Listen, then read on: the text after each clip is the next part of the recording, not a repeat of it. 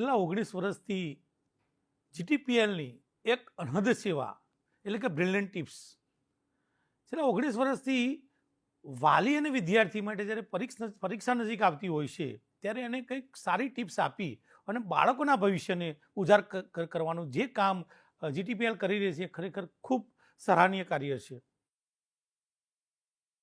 સૌથી પહેલાં વાત કરીએ તો જ્યારે પરીક્ષા નજીક આવી રહી હોય છે ત્યારે વાલીઓ કરતાં વિદ્યાર્થીઓ સૌથી વધારે ધ્યાનમાં રાખવા જેવી બાબત છે. જ્યારે તમે કોઈ પણ બાબતનો વિષયને તૈયાર કર્યો છે પણ તમે જ્યારે લખાણમાં એ વસ્તુને લાવો છો અને જો સારી રીતે નથી લખી શકતા તો તમને એટલા સારા માર્ક્સ મળી શકતા નથી.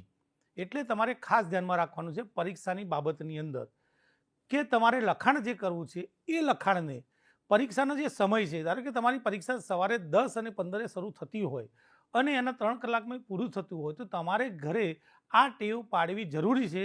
એ જ સમયે પરીક્ષાના પેપર હવે લખવાની શરૂઆત કરવી જોઈએ. આ શરૂઆતના કારણે જ્યારે તમે પરીક્ષા ખંડમાં જશો ત્યારે તમારી એક હેબિટ બની ગઈ હશે તો તમારા 3 કલાકની અંદર તમે જે ધારતા હશો એ પ્રમાણનું ખૂબ સારા માર્ક્સનું તમે લખાણ લખી શકશો. લખાણ સાથે સાથે એક બાબત બહુ યાદ રાખવી કે જ્યારે પરીક્ષા નજીક આવતી હોય ત્યારે ક્યાંક ને ક્યાંક બાળકની તબિયત ખરાબ થતી હોય કે એવું ટેન્શન થતું હોય ત્યારે એના આહાર અને અત્યારે લગ્નની સિઝન ચાલી રહી છે તો ખાસ બાળકોને આવા પ્રસંગોમાં લઈ જવાનું ટાળો. એને જંક ફૂડ આપ્યા સિવાય ખૂબ સાદો ખોરાક આપવાનું કરો. ઘણા વિદ્યાર્થીઓ એવા ગંભીર હોય છે અને વાંચવામાં ખૂબ સારો રસ ધરાવતા હોય છે તો ખૂબ વધારે પડતું વાંચતા હોય છે તો એ લોકોને તમે પાણી જ્યુસ ને એવું આપો જેનાથી એનો સ્ટેમિના સારો રહે. વધારે જો બાળક વાંચતું હોય કે કરતું હોય અથવા તો એ જો નાઇટમાં એટલે કે રાત્રિના સમયે જો વાંચવાનો બાળકની હેબિટ હોય તો રાત્રિના સમયને વાંચવા દો. તમે એની હેબિટ ના બદલાવો, કારણ કે જો એની હેબિટ બદલાશે તો એની લિંક તૂટશે અને લિંક તૂટવાને કારણે એની પાસે જે ગ્રાસ્પિંગ પાવર હશે અથવા તો જે લયથી વાંચી શકે છે, જે લયથી લખવા માટે એને તૈયારી કરી છે એમાં ક્યાંક ને ક્યાંક ખામી આવશે. તો તમે જે ધાર્યા છે એના કરતાં પર્સન્ટેજ અને લખાણમાં પણ ક્યાંક ને ક્યાંક જોવા જેવું રહેશે. મિત્રો, ખાસ બાબત એક ધ્યાનમાં રાખો કે પરીક્ષાના સમયને ધ્યાનમાં રાખીને તમે જો લખશો અને સતત પ્રયત્ન કરશો પરીક્ષા સુધીમાં તો મારું એવું માનવું છે કે કદાચ તમે ધાર્યા છે ને એનાથી વધારે સારા માર્ક્સ આવશે. આપણી આ પરીક્ષા તમને આવડે છે એને અગત્યવાળી નથી પણ તમે કેટલું સારું લખો છો એના પણ માર્ક્સ આપે છે.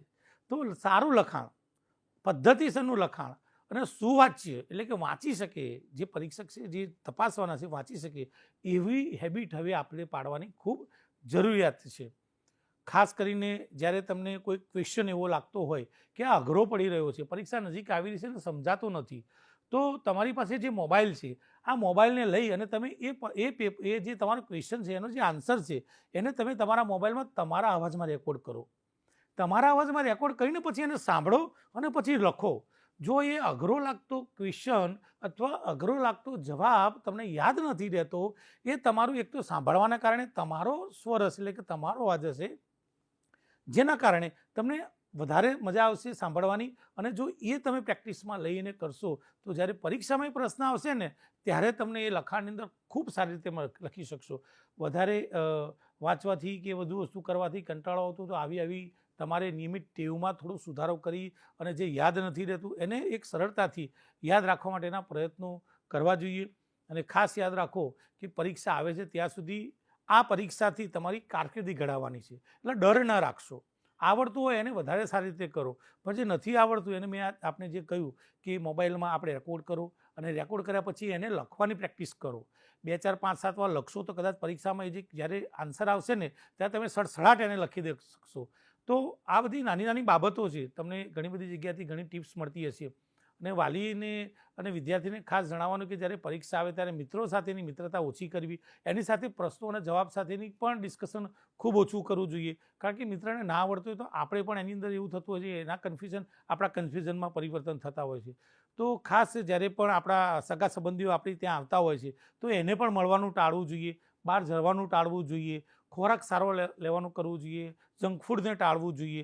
આ બધી બાબતો પરીક્ષાની અંદર આપણે ખાસ ધ્યાનમાં રાખવી જોઈએ. અને આ પરીક્ષામાં ખૂબ આગળ વધો અને જબરજસ્ત મહેનત કરો. છેલ્લા જે સમય બાકી છે એ સમયમાં આપણે જે આખા વર્ષમાં મહેનત કરી છે એને ખૂબ સારી રીતે જોઈ જાઓ, એનું રિવિઝન કરો અને સારી પ્રેક્ટિસ લખવાની રાખો અને પરીક્ષાની અંદર ખૂબ સફળતા મેળવો.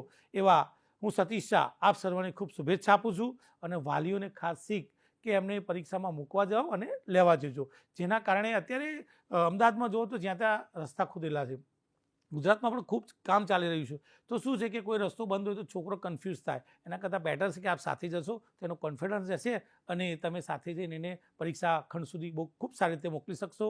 ફરી એકવાર તમામ વિદ્યાર્થીઓને તમારી પરીક્ષા માટે બેસ્ટ ઓફ લક અને ખૂબ આગળ વધો એવી શુભકામનાઓ.